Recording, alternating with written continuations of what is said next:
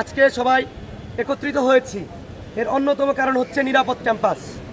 নিরাপদ ক্যাম্পাস বলতে যে আমাদের চলাফেরার নিরাপত্তাকেই বোঝায় না। নিরাপত্তা মানে বোঝায় খাদ্যের নিরাপত্তা, চিকিৎসার নিরাপত্তা, সুস্বাস্থ্যের নিরাপত্তা।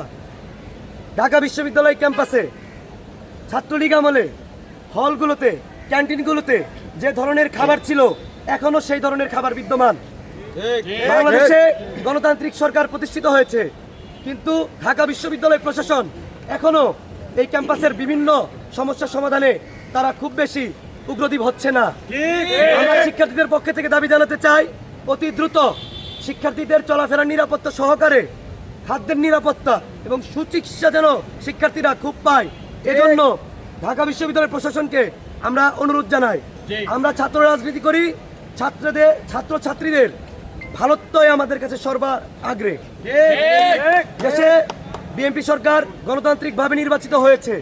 আমরা আমাদের প্রধানমন্ত্রী জনাব তারেক রহমানের কাছে দাবি জানাতে চাই যে আপনি ঢাকা বিশ্ববিদ্যালয়ে আসুন এবং হলগুলোতে আপনি ভিজিট করুন বা আপনার কোনো প্রতিনিধিকে পাঠান।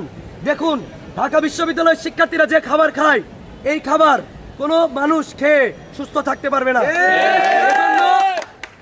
আপনি গণতান্ত্রিকভাবে দেশের জনগণের ভোটের মাধ্যমে নির্বাচিত সরকার, আমরা আপনার কাছে অনুরোধ জানাই প্রত্যেকটি হলে সরকার থেকে বিশ্ববিদ্যালয় প্রশাসনকে যেন হলগুলোতে খাবারের জন্য আলাদাভাবে বরাদ্দ দেওয়া হয়, এই দাবি জানিয়ে আমি আমার বক্তব্য এখানেই শেষ করছি।